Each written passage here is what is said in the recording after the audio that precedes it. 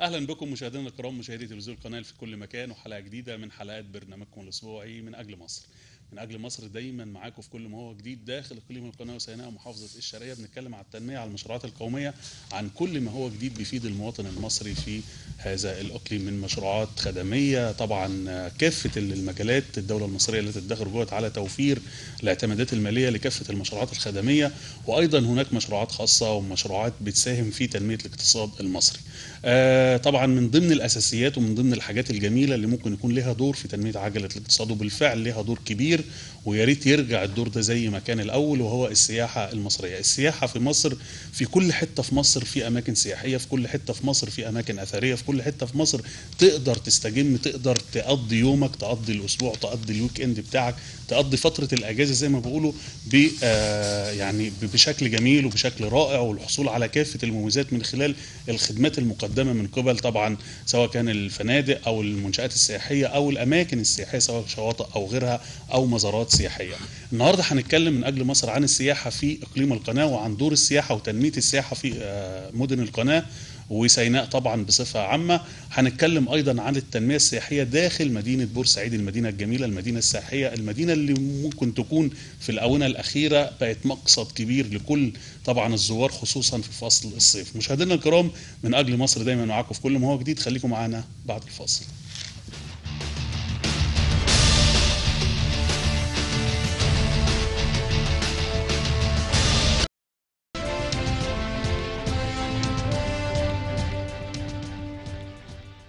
ورجعنا لكم مرة تانية مشاهدينا الكرام من أجل مصر ومدن القناة كواجهة سياحية، كواجهة سياحية داخلية، كواجهة سياحية أيضا خارجية. طبعا اهتمام كبير من قبل المصريين ومن قبل العرب بمدن القناة، وطبعا المقصد السياحي ليهم سواء كان مدينة بورسعيد أو شمال سيناء أو الإسماعيلية وأيضا السويس. كل المدن دي على فكرة فيها أماكن سياحية ترفيهية، وأيضا أماكن سياحية أثرية كمزارات للتاريخ المصري على كافة طبعا العصور.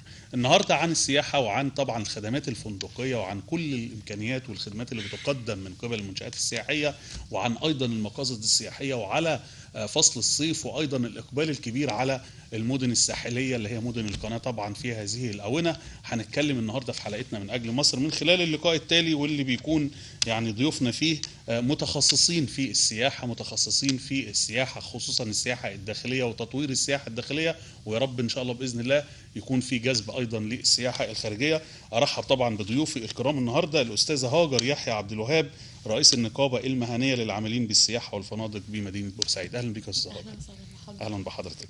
وارحب ايضا بالاستاذ سامي صابر، امين صندوق النقابه المهنيه للعاملين بالسياحه والفنادق ببورسعيد. اهلا بك يا استاذ سامي. يعني استاذ هاجر، يعني حضرتك صديقه معنا في البرنامج، الحمد لله. ويعني الشغل الجميل والشغل الرائع خلينا دايما نلقي الضوء على السياحه الداخليه، على المدن السياحيه، على التطوير الجميل اللي بيتم في المنشات السياحيه، سواء كان في بورسعيد او شمال سيناء او الاسماعيليه والسويس. طبعا الاماكن دي كلها تحظى باهتمام من قبل المصطفين في ربوع جمهوريه مصر العربيه، لا سيما طبعا الدلتا والاماكن القريبه من المدن القناه.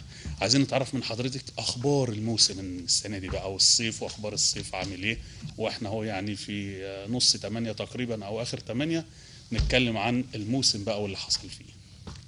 الموسم السنة دي في بورسعيد الحمد لله حافل جدا، جميل. ويعني الحجز هو مش فول بوكينج، هو اوفر بوكينج، ده بالنسبة للفنادق والقرى السياحية، كمان. باختلاف ما شاء الله. الأسعار اللي احنا أصلا نفسنا بنقول دي غالية جدا.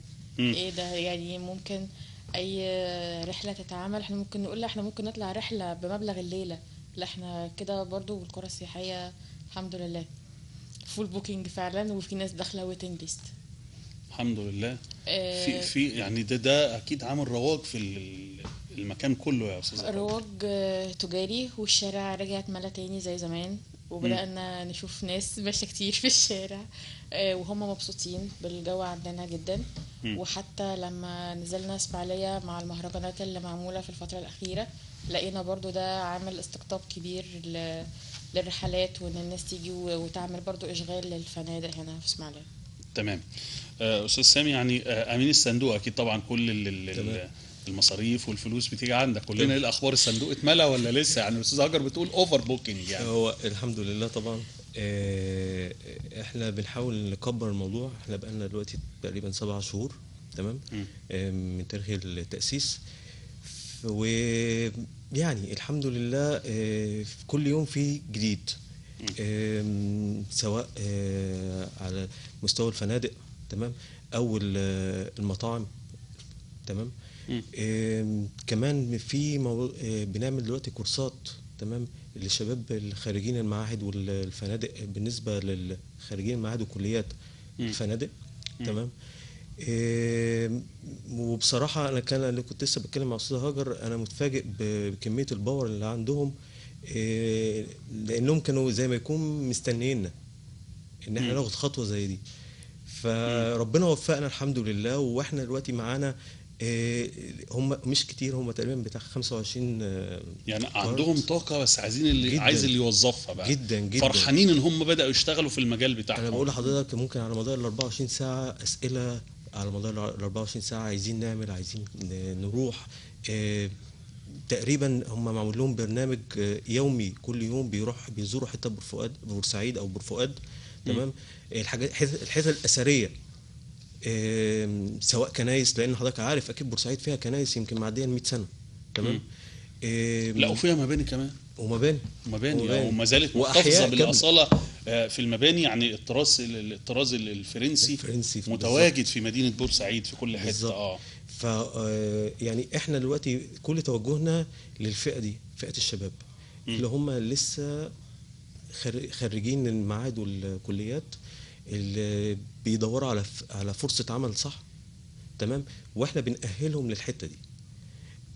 اما موضوع الفلوس ده احنا لسه شويه مش قوي، تمام، بس احنا كلنا في الوقت الحالي موضوع خدمي، بندي خدمه بس، تمام.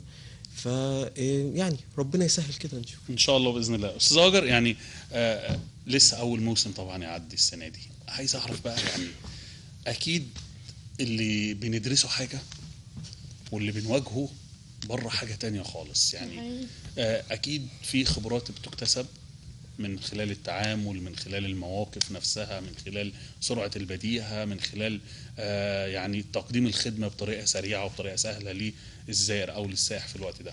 قولي لنا بقى يعني بداية الموسم معاكم بدأت إزاي، ويعني مواقف يعني حصلت كده اتعلمتوا منها. هو بداية هو فعلا احنا اللي اتعلمناه في الكلية حاجة، واللي لقيناه في القطاع المهني حاجة تانية خالص. من اول ما نزلنا الشارع وبدأنا نتعامل مع الجست بشكل مباشر، هي كانت بالنسبة لنا شوك، لان احنا لازم هنخرج بره حيز الكتب خالص، وده اللي احنا بنقوله للولاد الفترة دي. تمام. لازم بيكون فعلا في سرعة بديهة، سرعة تصرف، لان احنا بنتعامل مع كاتيجوريز مختلفة، عقليات مختلفة، طباع مختلفة. فاحنا لازم نقدر نلبي طلبات كل جست على حد. كل جست لازم يكون ماشي من الرحلة بتاعته وهو راضي جدا ومبسوط ومدي عننا ريفيو كويس جدا، عشان هو ده اللي هيعمل لنا الماركتينج ويشجع الجست تاني ان هو يجي. والفكرة ان سواء اللي جاي رحلة اوفر داي اللي هو يوم واحد، او جاي يبات، اغلبهم جاي مش عاوز يصدع دماغه بشرح حاجة. احنا عايزين نهرب من ضغطة الامتحانات اللي احنا لسه خارجين منها. فاحنا هنقعد نسمع في شرح تاني، فاحنا لازم برضو نوفق ما بين الكاتيجوري دي كويس جدا، نختار الوقت المناسب، والمعلومة ما تبقاش تقيلة وتبقى خفيفة. يعني ما اقفش اشرح بلغة عربية فصحى وقد قال الخديوي اسماعيل كذا وقد ذهب واتى وفي عام كذا. احنا لو حكيناها حدوته احنا هنلاقي الناس كلها واقفة مبسوطة وبتضحك ومركزة معانا، وده اللي احنا علمناه برضو للولاد. وهتحفظ يعني لو قلتها بطريقة يعني قعدة مصطبة، ده اللي صح كده. هو لو قلناها بطريقة قعدة كده حتى هفضل فاكرها، لكن لو هكلمك بقى انا وذهبنا وجلسنا وكده وهركز وعقلي هيشت مني. انا مش عارفه مسموح ان احنا نقول اسامي ولا لا، بس اسماء اشخاص طلبه من معانا عادي اسماء طلبه يعني يوسف ده فاجئنا كلنا. احنا كنا مجهزين ان احنا هنشرح النهارده يا شباب مكان عن تاريخ حفر القنال، مين هو فرديناند ليسبس وقرار التأميم، فكل واحد بيحضر برزنتيشن مع نفسه ايا كان بقى ايه الماتيريال اللي هو هيوفرها. احنا اتفاجئنا واحنا قاعدين لقينا الولد داخل شمر، بص بقى يا سيدي صلي على النبي عليه الصلاه والسلام. تمام، بالطريقة كله شد انتباه الكل بالظبط كله. لان يعني انا اول حد بصيت له هو كان سامي، لان سامي ما بيحبش يرغي كتير، لقيته اتمزج معاه جدا وركز معاه كويس جدا في اللي هو بيقوله. في حد تاني بيبقى محضر برزنتيشن بباوربوينت، طب انت مش هتوفر الباوربوينت دي بره عندك في الشارع، لازم تكون انت الباوربوينت. الحركه لازم دايما نكون بنتحرك، مش واقفين في مكان واحد. فحتى البادي لانجوج احنا بندربهم عليها. في جمله سمعناها قوي من حد وهو على فكره مش خريج سياحه، فنادق اداب قسم تاريخ واثار. 3 كلمات: انتوا كنتوا فين من زمان. الكلمه دي اثرت فينا جدا على فكره، ادتك باور اكتر انت كمان. يعني خلت المجموعه، خلت النقابه يعني تشتغل اكتر يعني. بالزبط. ده احنا يعني علينا طلب كده بالظبط. ده احنا المكان محتاجنا، ده الشارع بيدور علينا. احنا علمناه لهم. وبعدين زي ما مستر سامي قال احنا بندعم، فاحنا الدوره التدريبيه دي عملناها مجانا. طب ايه المقابل؟ المقابل ان حضراتكم اصلا هتنزلوا شغل، هتاخدوا فلوسكم كلوكال تور جايد اللي هو بيسموها مرشد سياحي محلي. الرحلات اللي بتيجي هم بينزلوا معاها وهم اللي بيعملوا لهم الجوله السياحيه بتاعتهم، سواء يوم او كذا يوم، وبياخدوا فلوس. فهم اخدوا الدوره المجانيه مجانا، بل واخدوا معاها مقابل مادي. جميل. وتعلمنا كمان احنا ازاي نقدر نعمل برنامج سياحي. فالخطوه الجايه عشان بقى دخلت الشتاء دي نكون جاهزين ببرامج اللي هي اليوم الواحد، او ممكن في ناس منهم هيعملوا الاقصر واسوان. ده احنا البروجكت اللي عملوه في ناس قالت طب انا ليه اطلع بره، طب انا اعمل برنامج سياحي لبلدي واوفر فيه كذا نوع من انواع السياحه، مش لازم السياحه الثقافيه بس. تمام. استاذ سامي، يعني موضوع البرامج بقى، يعني انا دلوقتي بديت احط برنامج سياحي لليوم الواحد او غيره. الاول عايز اسال سؤال، الاقبال اكتر على اليوم الواحد ولا عده ايام داخل مدينه بورسعيد؟ احنا لسه كده في بورسعيد، ما رحناش اسماعيليه ولا رحنا شمال سيناء كده. هو زي ما استاذ هاجر قالت لحضرتك ان احنا فول كومبليت يعني ما شاء الله. حتى في بورسعيد دلوقتي في فنادق جديده فتحت، تمام، سواء داخل المحافظه نفسها او خارج المحافظه، وكلها فول كومبليت. احنا بقى بنحاول نشجع سياحه اليوم الواحد لسبب ان في ناس احيانا ما بيبقاش الماديات معاها ان هي تقدر تستحمل ان هي تقدر تدفع 3000 او 4000 الارقام دي، تمام. فهي بتيجي مثلا تنزل اسواق، تمام، وتزور مثلا حاجات المميزه بورسعيد زي الكاساتا، ويروحوا ياكلوا كاساتا والكلام من ده، وعلى اخر اليوم بياخدوا بعضهم ويمشوا. فدي احنا بنشجعها عشان يبقى قدرنا نمسك العصايه بالنص زي ما بيقولوا، اللي هو معاه امكانيات بيقدر يقعد في المكان، واللي هو بيبقى جاي عشان يغير جو في يوم واحد هكذا. فاحنا بنشجع دلوقتي ومركزين قوي في سياحه اليوم الواحد دي الفتره دي، والشباب ما شاء الله عليهم يعني بدأوا يبقوا ملمين بالاماكن السياحيه الغير مستخدمه كمان، لان في اماكن كتير في بورسعيد ما حدش يعرف عنها حاجه. البورسعيديين نفسهم ممكن ما يعرفوش عنها حاجه يعني، مندثره قوي، تمام.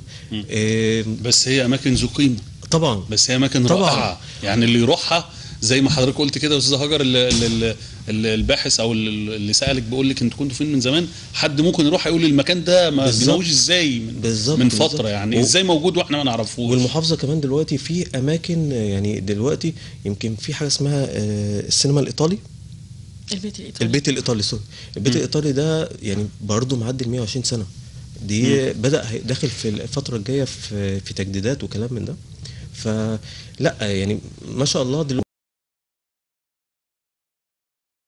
مختلف، وبدا يبقى فيها رواج جامد. طب احنا كنا زمان بنطلع رحلات من المدارس يوم واحد بورسعيد، يعني كان يعني من ضمن احنا كاقليم القناه كان المنافسه للقاهره هي بورسعيد، يعني المدرسه تعلق رحله بورسعيد ورحله القاهره، تلاقي اتوبيس طلع بورسعيد واتوبيس راح القاهره، يعني كان في تنافس بالظبط. هل انتوا حريصين على عوده هذا التنافس مره اخرى، وان انت تكون المقصد لمعظم اقليم القناه يعني، تمام. كاسماعيليه كشرقيه كالسويس كده؟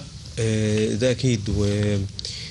بورسعيد كمان بقول لحضرتك حصل فيها تغييرات كتير كتير، فبقت محط الانظار في الوقت الحالي، وبقت بيئة مناسبة ان هو بقت واجهة سياحية مختلفة. يعني هي بورسعيد كانت من فترة بعيدة شوية، بعدت شوية عن موضوع السياحة والكلام من ده، لكن ما شاء الله دلوقتي الوضع اتغير جامد.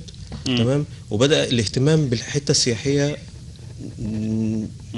يعني اخذت اهتمام المحافظة والكلام والسيد المحافظ. فيعني احنا بنحاول والله، بس يعني ان شاء الله يعني. طيب بمناسبة التطوير واهتمام المحافظة بقى، واهتمام مثلا نقول هيئة السياحة، الهيئة العامة للسياحة، هناك تطوير للممشى السياحي والأسواق، طبعا أسواق السمك الحضرية. عايزين نتعرف من حضراتكم دوركم إيه في هذه الأماكن.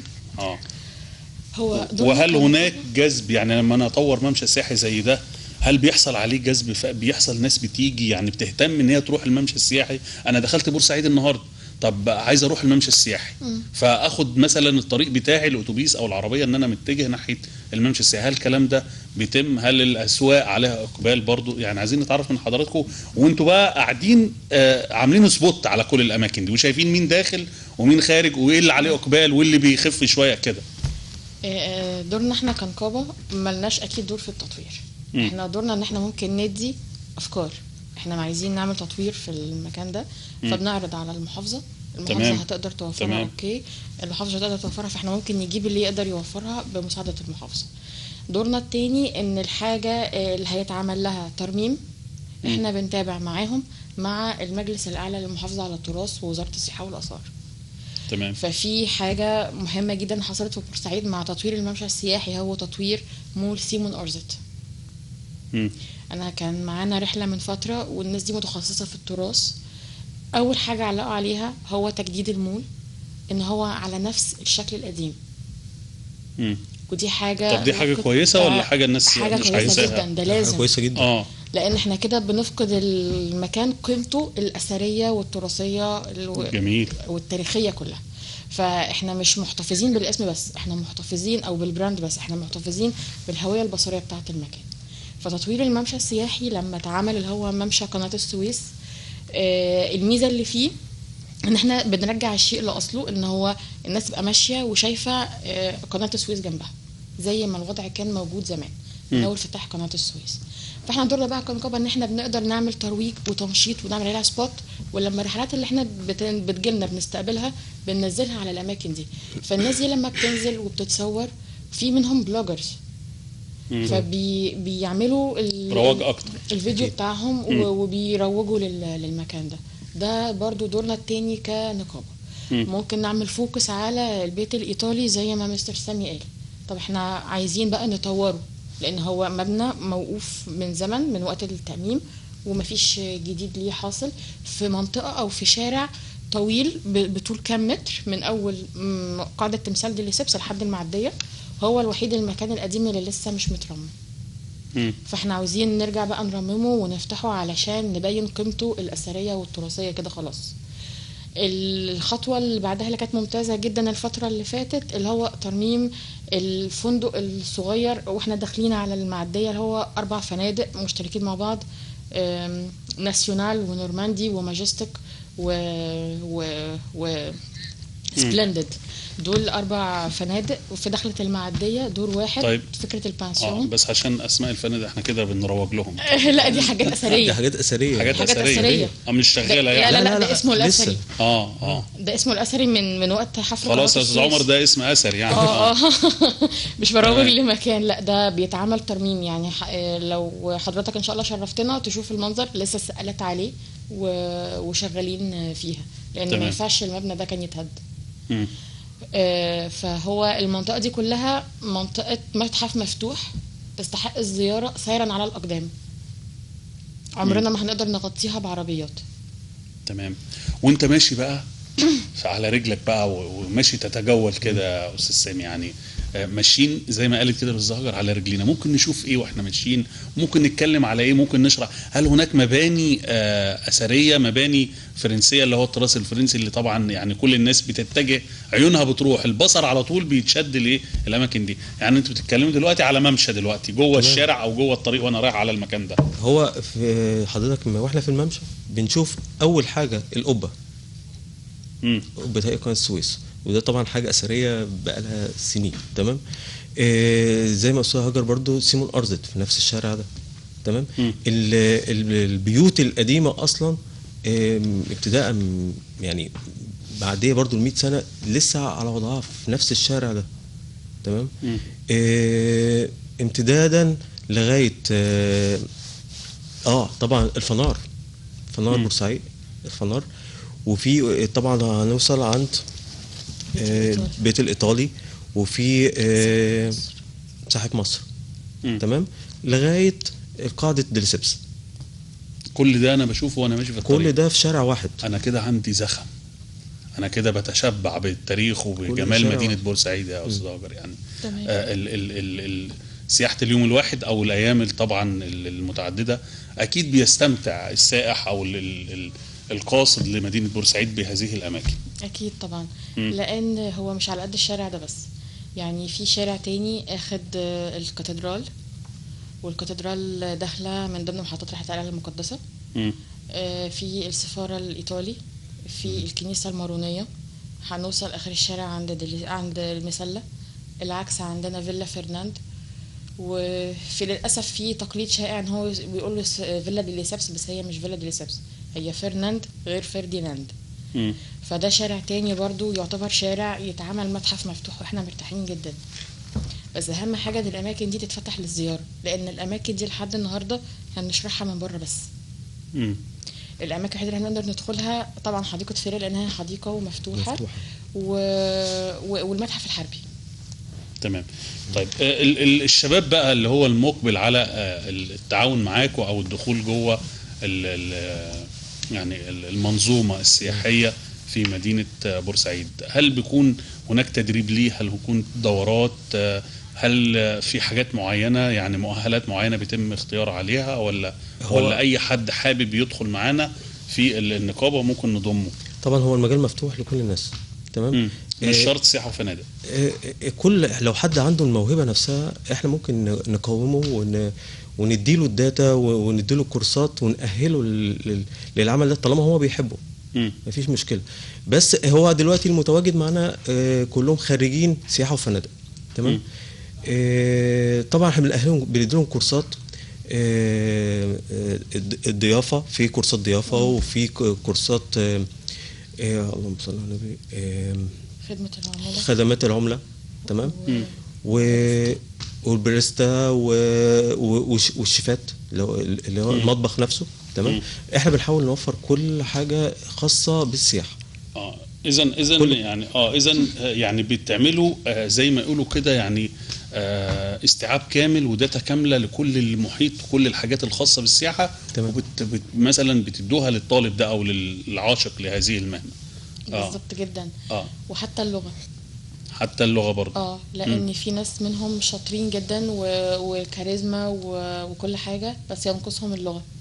فبالتالي هو ممكن يعني هي واجهتنا من احنا لسه نتعرف عليهم، قالوا لنا احنا وقفنا ريسبشن وممكن نبقى فاهمين الجست اللي قدامنا بيقول ايه، بس احنا ما عندناش القدره ان احنا نعرف نرد عليه.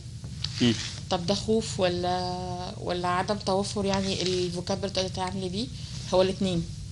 فيلا هنوفر كورس انجليش متخصص عشان بعد كده ندخل على الانجليش الجنرال ونقدر بقى نعمل كونفرزيشن، لان بورسعيد او خط القناه كله معرض دلوقتي ان احنا نستقبل فعاليات انترناشونال.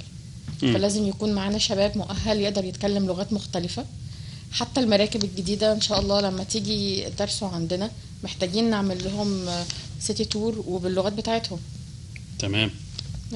طيب يعني كده بورسعيد اتكلمنا عنها. في حاجه تاني في بورسعيد؟ طب لو في مشكله واجهت عميل او سائح في منطقه او في مكان او في منشاه، هل بيتم التواصل معاك يا استاذ هاجر؟ هل هناك مثلا غرفه عمليات لحل المشاكل او للتواصل للشخص ده او للمكان اللي فيه المشكله ده ونسارع بحلها كمنظومه او كنقابه؟ هو في ناس لجأت لينا فعلا، بس ما كانش جست، هو كان حد من العاملين في القطاع. تعرضنا الحمد لله لمشكلتين وقدرنا نحلهم بشكل ودي حتى من غير ما نتطرق لمواجهة مباشرة يعني مع المنشأة نفسها. احنا بس مجرد بتوجيهات مننا للعامل. والحمد لله الموضوع كان يعني عدى على خير بالنسبة للاتنين. انما الجست طبيعي عشان يقدم شكوى هيقدم شكوى في شرطة السياحة مش عندنا. لكن انتوا لسه ما فيش تفعيل بينكم وبين السائح مثلا؟ ليكوا ارقام موجوده في الاماكن دي ان لو حصل اي مشكله انا اوصل لك اسرع وانا احلها اسرع مثلا، او اساعد مع الشرطه ان انا احلها؟ وقتها احنا هيتقال لنا قانونا ده مش دوركم اصلا، انتوا نقابه، انتوا دوركم مع العاملين في القطاع مش مع الجست. طيب كلام جميل. بعد بورسعيد هننتقل ونروح للمدن، طبعا مدن القناة الأخرى المجاورة، ونشوف تأثير المهرجانات وتأثير طبعا الأماكن طبعا المزارات السياحية الأخرى على السياحة برضو وجذب السياحة، وأيضا دوركم كنقابة في تفعيل دور النقابة في الوصول للأماكن دي. إن شاء الله. فاصل ونرجع لكم مرة تانية. مشاهدينا الكرام معاكم النهاردة ونتكلم عن السياحة في مدن القناة ونقابة المهن طبعا السياحية والفندقية داخل إقليم القناة وسيناء. فاصل ونرجع لكم مرة تانية من أجل مصر.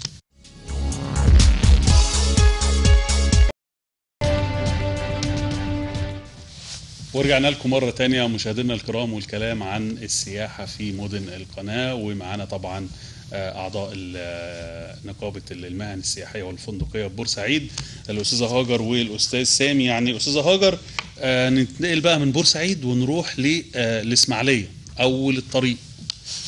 يعني إيه الحاجات اللي في إسماعيلية بتشاركوا فيها أو بيتم دعوتكم ليها وبيتم طبعا التفاعل معها كنقابة مهنية في السياحة والفندقة؟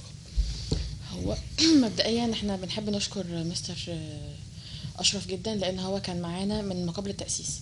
يعني احنا لما كنا بنعمل فعاليات صغيرة نسوق بيها لنفسنا ما كانش بيتأخر وكان بيبقى موجود معانا وكان بيحضر. تمام. فمن بعد ما أسسنا بقى أول فعالية حصلت في إسماعيلية هو كان مهرجان المانجا.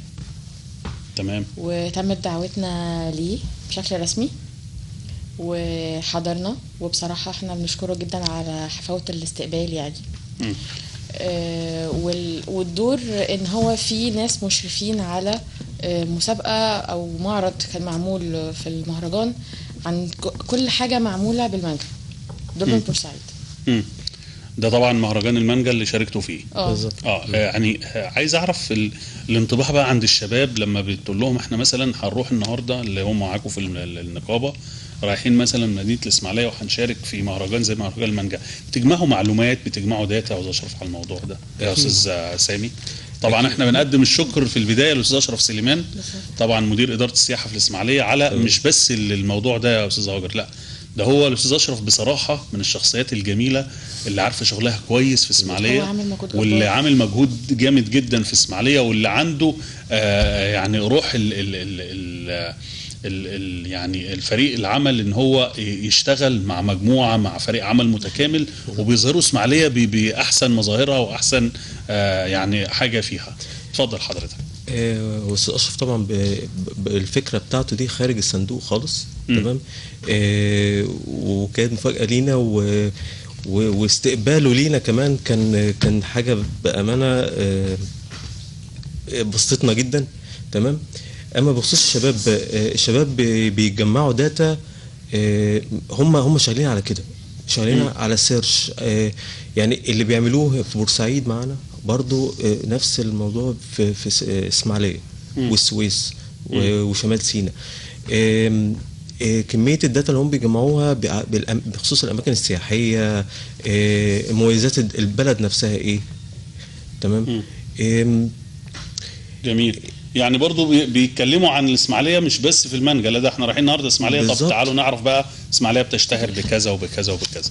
صح الكلام ده يا استاذ؟ تاريخ، تراث، لان الثلاث مدن دول قصتهم واحده.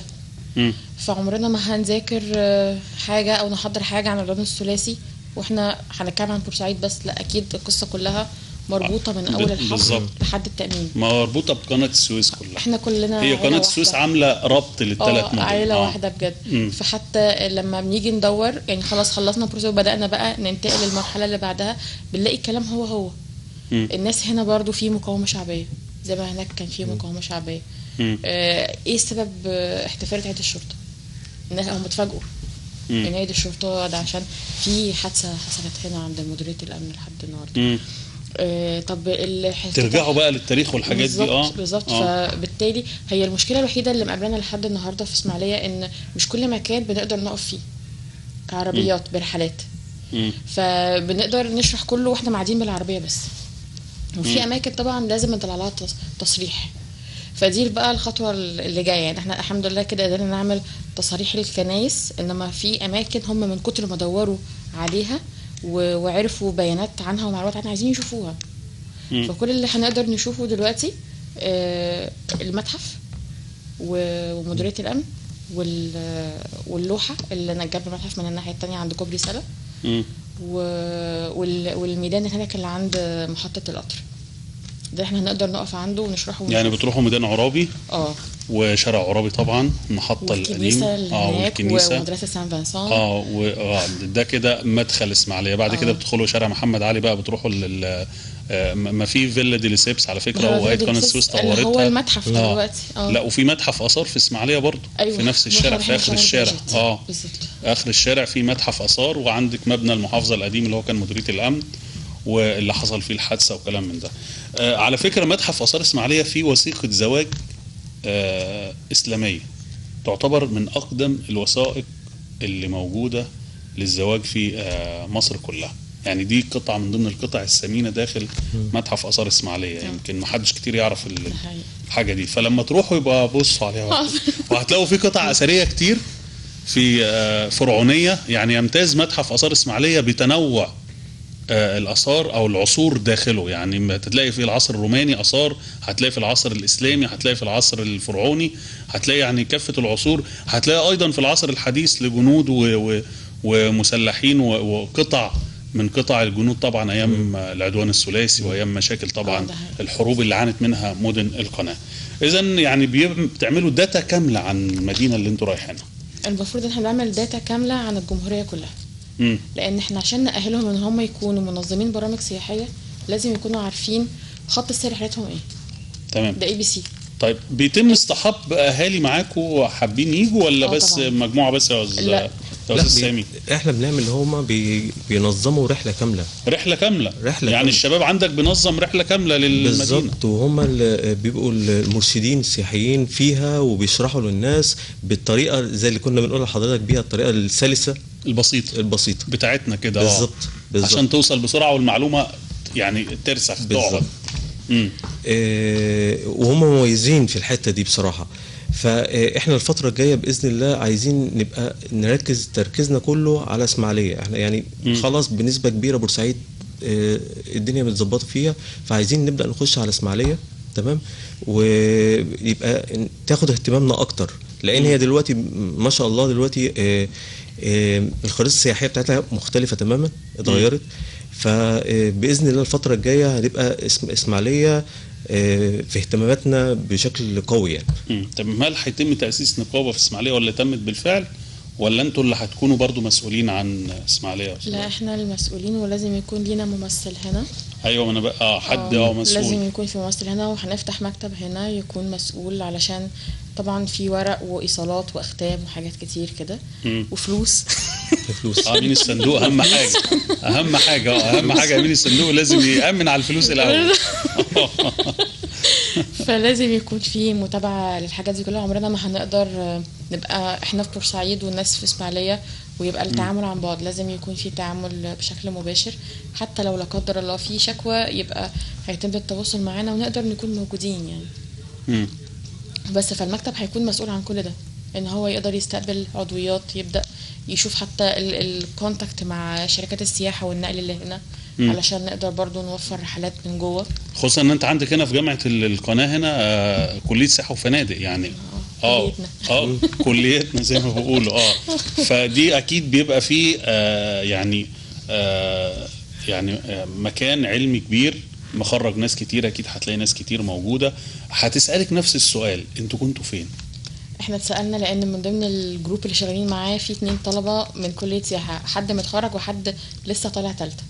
امم فاحنا سمعناها منهم فعلا، وهم مبسوطين جدا ان حتى شهاده التدريب بتاعتنا معتمده عندهم، لان احنا في الهاي سيزون بيقابلوا دايما مشكله، خصوصا قسم دراسات سياحيه، ما فيش شركه سياحه هتقدر تستقبلهم وقت الهاي سيزون، عشان ده وقت حساس جدا. ما فيش الشركه مش معرضه انها يبقى فيها هفوه غلطه عشان حجز تذكره طيران غلط او حجز غرفه غلط، فالجست يروح عند الفندق يلاقي كده عشان غلطه حد ترينر. فاحنا عشان كده احنا شلنا المسؤوليه دي بتاعت الصيف، فتعالوا لنا واحنا هنديكم شهاده التدريب الصيفي، وتدريبنا مختلف عن الوضع التاني، لان احنا بنحاول زي ما مستر سامي قال ان احنا نبص بره الصندوق اكتر، ما نمشيش بالشغل السيستماتيك او البرامج السياحيه السيستماتيك اللي معروفه او متوارثه يعني بقى سنين. تمام. طيب المدينه العريقه مدينه السويس وبقى يعني تحت انظاركم من ناحيه ايه؟ عايز اعرف هل تم زيارتها من قبل النقابه ولا لسه لحد دلوقتي؟ لا لسه ما تمش زيارتها، احنا مستنيها في الشتاء عشان عمرنا ما نقدر ننزل السويس في الصيف. يخلصوا في الهاي تواصل مع سيزون مسؤول السياحه هناك تواصلتوا معاه؟ وفي هناك كمان كليه، فاحنا ان شاء الله هنعمل لهم الزياره دي قريب على شهر 11 باذن الله. هو في بس ملحوظه، هو احنا اوريدي عاملين كونتاكت مع كليه سياحه وفنادق، تمام، وكنا متواجدين، وكانت الدكتوره نيفين عميد الكليه بعت لنا دعوه لمنتدى التوظيف كان الفتره اللي فاتت، وحضرنا ويعني وكان لنا بصمتنا الحمد لله يعني، تمام. فاحنا موجودين في اسماعيليه وعلى تواصل دايما مع الجامعه او قيادات هنا اهو. مش يعني احنا قريبين من بعض، مش بعاد عن بعض يعني، سواء بورسعيد او اسماعيليه مع بعض على طول يعني.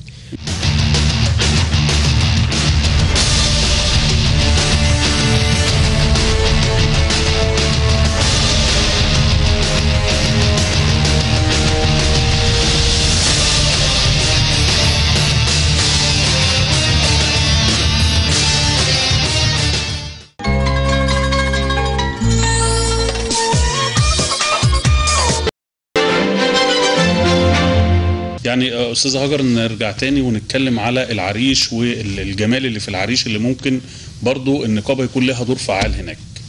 ان احنا هنركز الفتره الجايه على الحفاظ على الطابع بتاع مدينه العريش، الطابع السيناوي الخلاب او البسيط، فاحنا عايزين نحتفظ بيها كده، يعني مش محتاجين ندخل عليها جو الحضر علشان يعني نشتغل على جزء السياحه ده.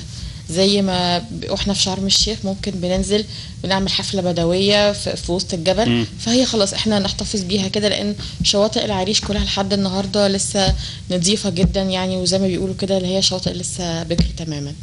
ويبقى في طبعا وقت حصاد الزيتون، فيبقى في زيت الزيتون والنخيل، هيبقى فيها شغل سياحه راقي. تمام. استاذ سامي، طبعا اخر حاجه يعني تتمنى ايه للنقابه الفتره اللي جايه من حيث الانتشار والتوسع؟ يعني ان شاء الله كده يا رب يكون كل الجهد ده المبذول بفايده ويعم على مدينه بورسعيد طبعا، وعلى مدينه اسماعيليه المدن والقناه، تمام، ويبقى ذو نفع يعني باذن الله. باذن الله. استاذه هاجر، يعني نتمنى كل الخير لابنائنا طبعا المشاركين معاكم اللي بنحييهم من خلال الحلقه النهارده، وبنشجعهم بنقول لهم الله ينور على شغلكم الرائع ده، ومزيد يعني من التقدم باذن الله والرقي للنقابه في الفتره اللي جايه. متشكرين جدا لحضرتك. شكرا لك. شكرا لك. مشاهدينا الكرام، كانت حلقتنا النهارده من اجل مصر. في الختام احب اقول دام الله الخير عليكم، دام الله الخير والامن والامان على مصر باذن الله.